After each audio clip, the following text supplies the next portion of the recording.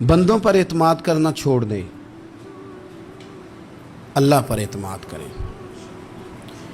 एक एतमाद है अल्लाह के नेक बंदों का, दुआओं का एतमाद, निस्बतों का एतमाद, उसकी बात नहीं कर रहा मैं। दुनियादारों, सेठों, नवाबों, जागीरदारों पर एतमाद की बात कर रहा हूँ। एतमाद खल्क छोड़ दें, एतमाद खालिक करें। बंदों पर भरोसा नहीं, भरोसा अल्लाह की ज़ात पर। जो बंदा रब की ज़ात पर भरोसा करता है मजबूत हो जाता है, ताकतवर हो जाता है, कमज़ोर नहीं पड़ता। ये ज़रूरी नहीं कि आपके दोस्त मुखलिस नहीं थे तो इसलिए आपका काम नहीं हो सका, ये ज़रूरी नहीं होता। हो सकता है आपके दोस्त पूरे मुखलिस हों, ताउन भी पूरा करने को तैयार हों, पर रब करीम का इरादा कुदरती ना हो कि आपका काम हो। क्या कर लेंगे आपके अहबाब, आपके दोस्त क्या कर लेंगे? अल्लाह का इरादा कुदरती नहीं। शायद इसीलिए किसी दरवेश ने कहा था कि खुश नसीब वो है जो अपने नसीब पे राज़ी है। वो शायद ज़्यादा नसीब वाला है जो अपने नसीब पे खुश हो गया। अजीज़ दोस्त, चीज़ों को समझ लें और अच्छी तरह से आप समझ लें कि हो सकता है कि आपके दोस्त आपको पूरा कंधा देना चाह रहे थे, वो तैयार थे, पर इस वक्त आपका नसीब ही कुछ और था। आप उन खजानों पर ज़्यादा तवज्जो करें जो खजाने रब के पास हैं। हमें अपने ताल्लुकात पर बड़ा भरोसा होता है, हमें बड़ा पता होता है इतने लोगों से मेरा जराना है, फलाने से मेरे दोस्ती है। और भाई ये सारे काम तब होंगे जब रब चाहेगा। बेहतरीन डॉक्टर के पास जाके दवा खा ले मेरे अजीज़, शिफा तभी होगी जब मेरा अल्लाह चाहेगा। सारे टेस्ट कर लिए हैं डॉक्टर ने मरीज़ के, सारी रिपोर्टें आ गई हैं, हर चीज़ ठीक है, लेकिन ना वो खा पाता है, ना वो सो पाता है, ना वो चल पाता है, ना वो हंस पाता है। उसने पूरी दुनिया जहाँ तक उसकी दौड़ थी उसने लगा ली, लेकिन लाजमी नतीजा ये निकलता है कि उसे कहना पड़ता है कि होगा वही जो मेरा रब चाहेगा। इसलिए जो खजाने मेरी जेब में, आपकी जेब में हैं, जो ताल्लुकात हमारे हैं, उन ताल्लुकात पर भरोसा ना करो, बल्कि वो खजाने जो अल्लाह के पास हैं उन पर भरोसा करें, आप मजबूत हो जाएंगे। दाता गांज बख्श अली अजमेरी वो कहते हैं कि इलाके में कहत पड़ गया था, गंदुम का एक दाना लोगों को मुयस्सर नहीं था, बारिश नहीं हुई, सालों बीत गए, लोग बड़े परेशान थे, बड़ी आजमाइश में थे, हर बंदा तकलीफ में था। बाजार में लोग आते थे तो सहमे सहमे से, डरे डरे से, परेशान परेशान से। कहत है, आजमाइश है, मजबूरी है, जानवर भूखों मर रहे हैं। अल्लाह तबारक व तआला की तरफ से लोगों पर एक आजमाइश है, लोग सब्र कर रहे हैं। कहते एक ग़ुलाम बाजार आया थाला लेके कुछ खरीदने आया, भी तो अटकेलियाँ करता, और चीज़ें खरीदी तो हंसते हुए, और जाने लगा तो मुस्कुराते हुए। परेशानियों में, दुखों में को बंदा अगर इस तरह हंसे तो बाज़ों का तबीयत चिढ़ जाती है कि यार हम परेशान हैं, तुझे किस बात की खुशियाँ चढ़ी हुई है। कहते हैं लोगों ने बाजू थाम के गुस्से से कहा, तू इतना खुश क्यों है जब सारा शहर परेशान है, सारा मुल्क आजमाइश में है, तो तू इतना क्यों हंस रहा है? कहने लगा तुम हो गए परेशान। मैं जिसका ग़ुलाम हूँ ना, मेरा जो आका है, उसने अपने बर्तन बड़े पहले गंदुम से भर लिए थे। मेरे आका के बड़ोले भरे हुए हैं, लिहाजा मैं किसी परेशानी में नहीं हूँ, खुश हूँ। दाता अली अजमेरी रहमतुल्लाह अलैह कमाल कर गए, सैयद हजवेर मखदूम उमम। दाता साहब फरमाते हैं अगर तेरा और मेरा रब के ख़जानों पर इतना भी यकीन हो जाए ना जितना उस ग़ुलाम का अपने आका के ख़जाने पे है, तो फिर हम हर वक्त रो के ना दिखाएं, फिर हर वक्त हम गुर्बतों के रोने ना रोएं, फिर हर वक्त हम ये मायूसियों की कहानियां ना सुनाएं। लोग अगर कहें कि बड़े दुख हैं, बड़ी आजमाइश है, बड़ी परेशानी है, दुनिया बड़ी तकलीफ में, बीमारियां आ गई, आफतें आ गई, तो बंदा मोमिन हंस के कहता है तुम परेशान हो गए, हम तो जिस रब के मानने वाले हैं उसके खजाने भरे हुए हैं, और हमारा रब अता करता है तो फिर अपने करम से इस तरह अता करता है कि वह यरज़ुक़हु मिन हैसु ला यहतसिब। वो कहते हैं मैं इतना दूंगा और वहाँ से दूंगा कि तुझे खबर भी नहीं होगी, मैं तुझे वहाँ से दूंगा कि तूने कभी सोचा भी नहीं होगा। आप अगर चाहते हैं कि ज़िंदगी सुकून में आ जाए, सुकून में, तो लोगों की जेबों पे नज़र छोड़ दें, रब के ख़जानों पे निगाह जमाएं, اتنا نوازتا ہے، اتنا نوازتا ہے، اتنا نوازتا ہے کہ انسان حیران ہو جاتا ہے کہ مجھے اتنا بھی مل سکتا ہے۔ انسان طاقتور ہو جاتا ہے جب وہ سمجھتا ہے کہ سارا کچھ میرے رب کے دست قدرت میں۔ پھر وہ کوئی تخریب نہیں کرتا، کوئی غلط رستہ اختیار نہیں کرتا، کوئی چور دروازہ اختیار نہیں کرتا، بلکہ وہ اپنے رب کی رضا پہ راضی رہنے کا عادی ہو جاتا ہے۔ اب اللہ تبارک و تعالیٰ نے ایک قانون بنایا ہے، اور قانون ہمیں رب کریم نے اس طرح سمجھایا ہے کہ یہ ضروری نہیں ہے کہ جو تم طلب کر رہے ہو یا جو تم چاہ رہے ہو وہی ہو، اور وہ ہو تو وہ تمہارے حق میں بہتر بھی ہو۔ کوئی ضروری ہے کہ جو ہم چاہ رہے ہوں وہ بالکل ٹھیک ہی ہو اور وہ ہمیں مل ہی جائے؟ یہ کوئی ضروری ہے؟ کبھی بھی اپنی زندگی میں اس طرح کی تڑپ نہ پیدا کریں، ورنہ آپ بے چین ہو جائیں گے۔ آپ کی زبان پر کئی شکوے آئیں گے، کئی شکایتیں آئیں گی، آپ بہت ساری جگہوں پہ نافرمانی والے جملے بول دیں گے معاذ اللہ۔ بس رب جو فیصلہ کرے اس پہ راضی رہنا سیکھیں۔ فرما کل نفس ذائقۃ الموت، ہر جان نے موت کا ذائقہ چکھنا ہے۔ یہ پہلے یہ جملہ کہا، اور اسی سے ملتا جلتا جملہ آخر میں کہا، اور درمیان میں کیا کہا؟ فرمایا کل نفس ذائقۃ الموت، ہر جان نے موت کا ذائقہ چکھنا ہے۔ وَنَبْلُوكُمْ بِالشَّرِّ وَالْخَيْرِ فِتْنَةً، فرمایا ہم تمہیں آزمائیں گے، بھلائی کے ذریعے بھی اور برائی کے ذریعے بھی ہم تمہیں آزمائیں گے۔ وَإِلَيْنَا تُرْجَعُونَ، اور تمہیں ہماری طرف ہی لوٹ کے آنا ہے۔ پہلے کہا ہر نفس نے موت کا ذائقہ چکھنا ہے، آخر میں فرمایا کہ تم ہماری طرف ہی لوٹ کے آؤ، اور بیچ میں کیا فرمایا؟ وَنَبْلُوكُمْ بِالشَّرِّ وَالْخَيْرِ فِتْنَةً، ہم تمہیں برائی کے ساتھ بھی آزمائیں گے، بھلائی کے ساتھ بھی آزمائیں گے، صحت دے کے بھی آزمائیں گے، بیماری دے کے بھی آزمائیں گے۔ نرا زوالی آزمائش نہیں ہوتا، عروج بھی آزمائش ہوتا ہے۔ نری بھوک کی آزمائش نہیں ہوتی، زیادہ پیسے بھی آزمائش ہوتے ہیں۔ انسان کے لیے صرف اس کا کمزور جسم ہی آزمائش نہیں ہوتا، اس کا طاقتور وجود بھی آزمائش ہوتا ہے۔ فرمایا ہم تمہیں آزمائیں گے، بس خیال رکھنا کہ وَإِلَيْنَا تُرْجَعُونَ، لوٹ کر تمہیں ہمارے پاس ہی آنا ہے۔ اور میرے نبی پاک صلی اللہ تعالیٰ علیہ وآلہ وسلم ارشاد فرماتے ہیں، رب جب کسی قوم سے محبت کرتا ہے تو انہیں آزمائش میں مبتلا کر دیتا ہے۔ پھر فرمایا اگر وہ اس پر صبر کریں، اللہ کی قضا پہ راضی رہیں، تو پھر اللہ بھی ان سے راضی ہو جاتا ہے، اور اگر وہ ناراضگی کا اظہار کریں کہ یہ مصیبت کیوں آئی، تو پھر اللہ بھی ناراض ہو جاتا ہے۔ اللہ تبارک و تعالی ضرور آزمائے گا، خیر کے ساتھ بھی اور پریشانی کے ساتھ بھی۔ انسان پریشان اس وقت ہوتا ہے کہ جب وہ محنت کرتا ہے تو وہ کہتا ہے نتیجہ میری مرضی کا آنا چاہیے، یہ اس کا سب سے بڑا نقصان ہے۔ آپ رزلٹ کبھی اپنی مرضی کا نہ مانگیں، یہ دعویٰ ہی ٹھیک نہیں۔ بہت سارے لوگوں کو جانتا ہوں جو کہتے ہیں میں بندہ بھی ٹھیک ہوں بھی دیانتدار، محنت بھی بڑی کرتا ہوں، توجہ بھی میری پوری ہے، پر پھر بھی معاملہ صحیح کیوں نہیں ہوتے؟ تو میں کہتا ہوں پہلی باتیں ساری ٹھیک تھیں، آخری والی غلط ہے۔ اس لیے کہ محنت آپ کریں ساری، پر بندے نے رہنا تو بندہ ہی ہے نا۔ ساری محنت کر کے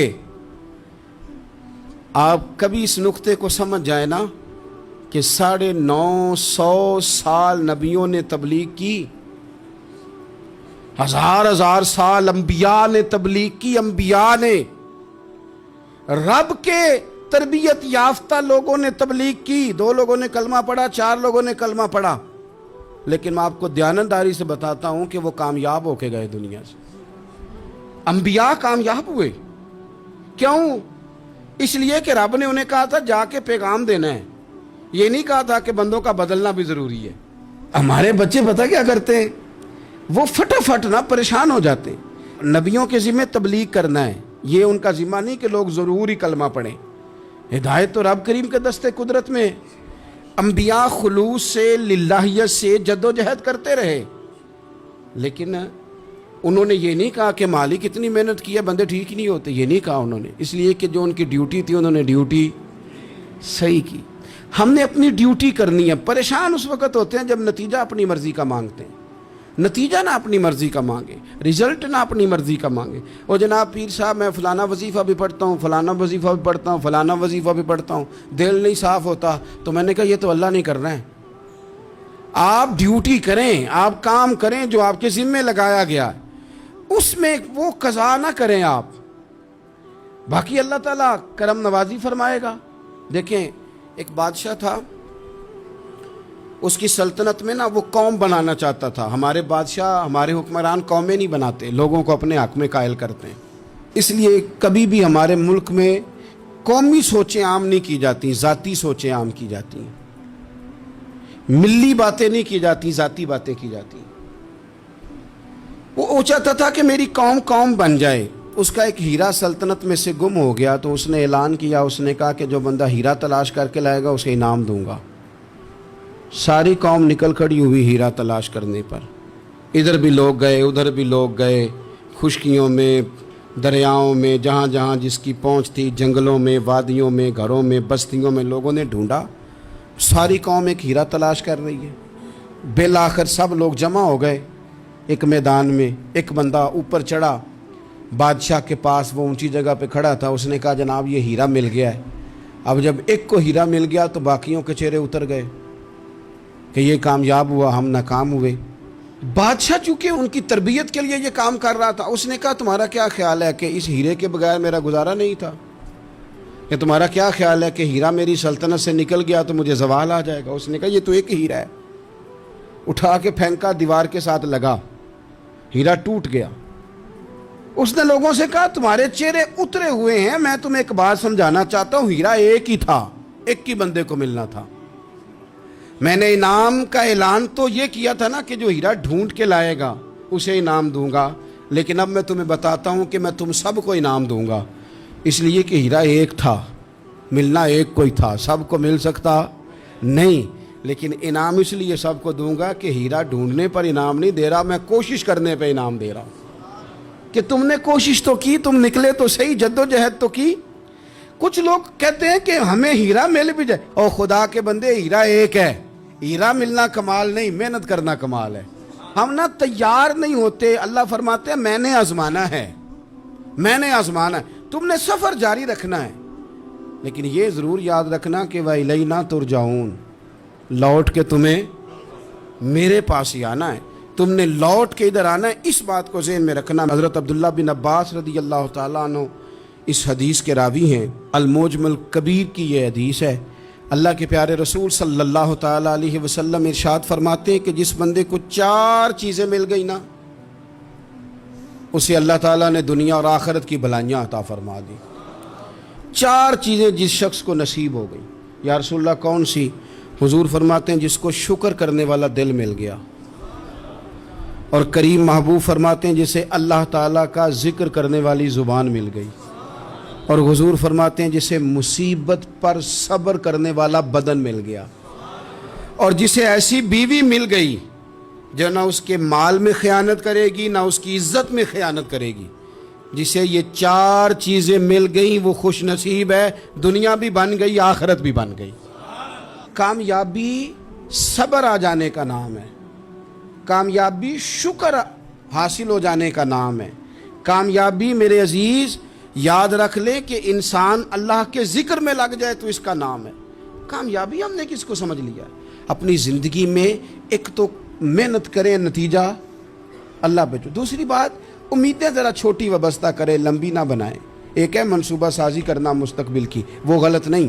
میرے نبی پاک علیہ السلام کا فرمان کاش کبھی ہم سمجھ جائیں. حضور نے ایک دن صحابہ سے فرمایا تھا حیا کرو. کہا صحابہ سے, سمجھایا ہمیں, فرمایا حیا کرو. یا رسول اللہ کس بات سے؟ فرمایا وہ والا مال کماتے ہو جو کھا ہی نہیں سکتے, اور وہ والے مکانات بناتے ہو جن میں تم رہ ہی نہیں سکتے, اور ان چیزوں کا سوال کرتے ہو جن کی تمہیں ضرورت ہی نہیں. اتنے لمبے محلات, اتنا لمبا چوڑا مال, اتنا لمبا چوڑا پیسہ, اتنی لمبی امیدیں, اتنی لمبی داستانیں, انسان کمزور ہو جاتا ہے. ساری زندگی حساب کتاب میں بیت جاتی ہے. دیکھیں نا حضور علیہ السلام نے فرمایا یہ جو غریب لوگ ہیں نا، یہ مالداروں سے 50,000 سال پہلے جنت میں داخل ہو جائیں گے۔ کیوں؟ اس لیے کہ جس کے بیگ زیادہ ہوتے ہیں نا، ایئرپورٹ پہ پھنس جاتا ہے، الجھ جاتا ہے۔ وہ کبھی ایک آیا، دوسرا نہیں آیا، تیسرا نہیں آیا، چوتھا نہیں آیا۔ اور جو ہینڈ کیری والے ہوتے ہیں نا، 2 جوڑے، وہ تو بس جناب سب سے پہلے وہی نکلتے ہیں، اور ان کی گاڑی بھی کسی رش میں نہیں الجھتی، گھر وقت پہ پہنچ جاتے ہیں۔ مال تھوڑا تو حساب بھی تھوڑا۔ تو ہم نا لمبی امیدوں کے چکر میں اس لیے پریشان ہے۔ رب کہتا ہے وَإِلَيْنَا تُرْجَعُونَ، تم نے اپنے گھر واپس آنا ہے، تم نے ادھر لوٹنا ہے۔ تم اتنے لمبے چوڑے معاملات کا شکار نہ ہو جانا۔ آپ اگر سکھی رہنا چاہتے ہیں نا تو عاجزی اختیار کریں۔ کیوں؟ کہ جب آپ عاجزی اختیار کریں گے تو آپ کو اللہ کی مخلوق اچھی لگنے لگ جائے گی۔ کیوں؟ کہ آپ اپنے سے بھی کسی کو بہتر سمجھتے ہیں۔ جب تک آپ میں تکبر ہے، میں نے دیکھا ہے کہ لوگ تکبر کا شکار ہو جاتے ہیں، کسی کو جھوٹا، کسی کو بددیانت، کسی کو فراڈیا، کسی کو دھوکے باز، کسی کو ڈاکو، کسی کو چور، کسی کو غدار، کسی کو فلانا، کسی کو فلانا۔ اصل بات کیا ہے؟ اصل بات یہ ہے کہ اس شخص کے دماغ کے اندر تکبر کا سودا سما گیا، یہ کسی چکر میں پڑ گیا ہے، اس کو ہیضہ ہو گیا ہے پرہیزگاری کا۔ یہ سمجھنے لگے کہ جو میں سوچتا ہوں وہ صرف وہی ٹھیک ہے۔ تیرا یہ دعویٰ ہے کہ ساری مخلوق ٹھیک نہیں، اور میرا رب فرماتا ہے لَقَدْ خَلَقْنَا الْإِنسَانَ فِي أَحْسَنِ تَقْوِيمٍ، میں نے مخلوق بنائی بڑی سونی ہے۔ ہم نا جب یہاں آ جاتے ہیں نا، یہاں ایک شخص تھا جس کا نام تھا بلعم بن باورہ، یہ بڑا مستجاب الدعوات تھا، جو دعا مانگتا تھا اللہ قبول فرما لیتا، پرہیزگار تھا۔ اسم اعظم اللہ نے اسے عطا کر دیا۔ حضرت موسیٰ علیہ السلام کے دور میں حضرت موسیٰ علیہ السلام نے جب اپنی قوم کو لے کے جبارین کے خلاف جہاد شروع کیا، نکلے تو اس طرف آنا تھا جس طرف یہ رہتا تھا۔ لوگ سارے اکٹھے ہو کے اس کے پاس آئے، آ کے کہنے لگے حضرت موسیٰ علیہ السلام آ رہے ہیں اپنی قوم کو لے کے حملہ کرنے کے لیے، تو دعا کر دے، معاذ اللہ نبی کے خلاف دعا کر دے، تو بد دعا کر دے تاکہ وہ آ نہ سکے، تیری دعائیں قبول ہوتی ہیں۔ پہلے تو کہنے لگا کہ کتنے بدبخت ہو، مجھے نبی کے خلاف بات کرنے اور دعا کرنے کا کہہ رہے ہو، معاذ اللہ، بدبخت ہو، دوڑ جاؤ۔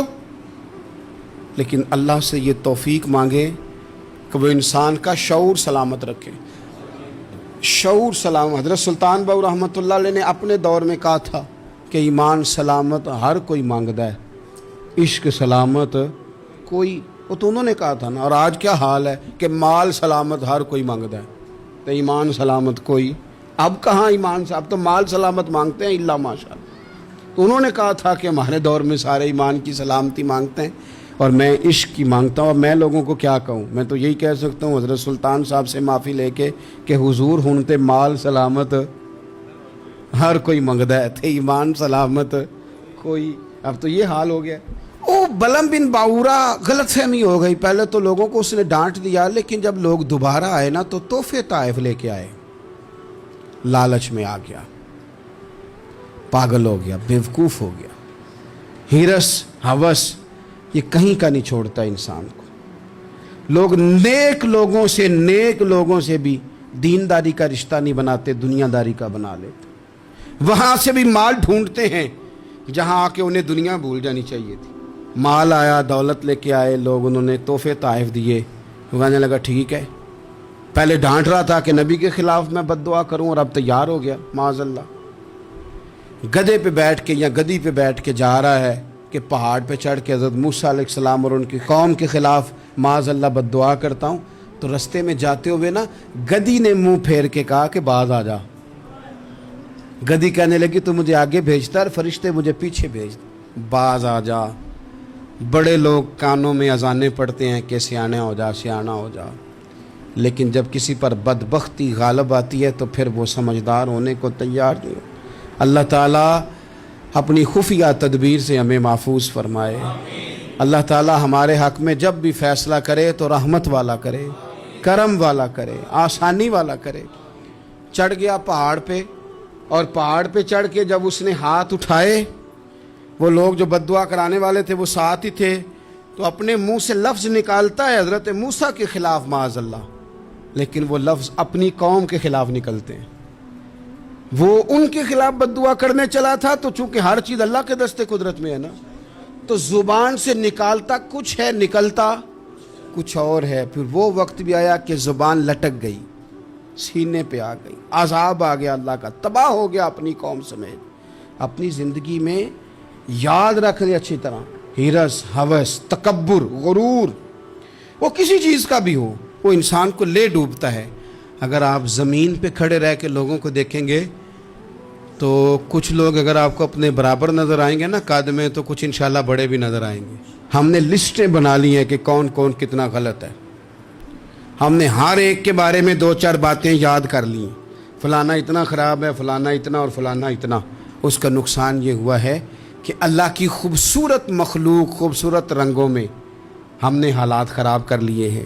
اگر ہم چاہتے ہیں کہ ہمارا دل سکون میں آئے، قرار میں آئے، تو زندگی عاجزی والی، انکساری والی، اللہ تبارک و تعالیٰ کی بات. میں اکثر کہتا ہوں کہ نبی پاک صلی اللہ تعالیٰ علیہ وآلہ وسلم نے کتنی شانیں بیان کی، حضرت عمر فاروق کتنی عظمتیں حضور نے ان کی بیان کی.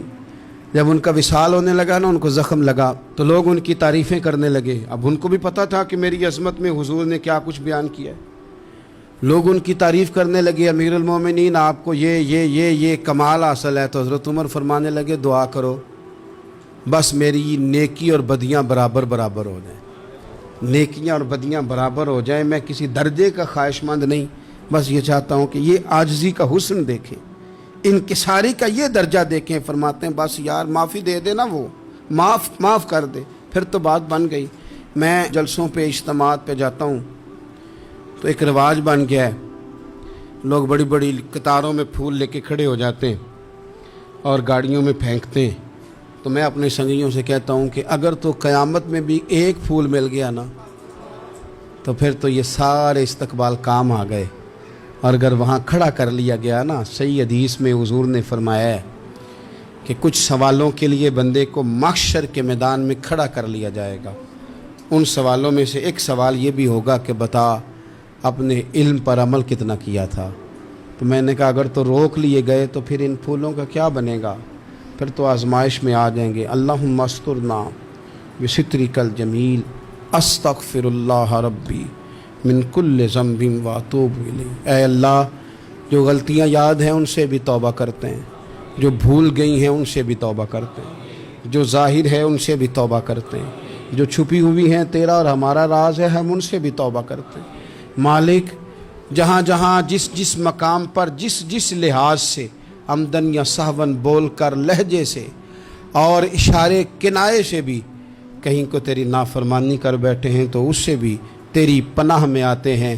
اپنی پناہ میں رکھیو، اپنی پناہ میں ہمیں ایمان کی موت دیجیو، اور صبح قیامت اپنے محبوب کی شفاعت ہمارے حق میں قبول فرمائیو.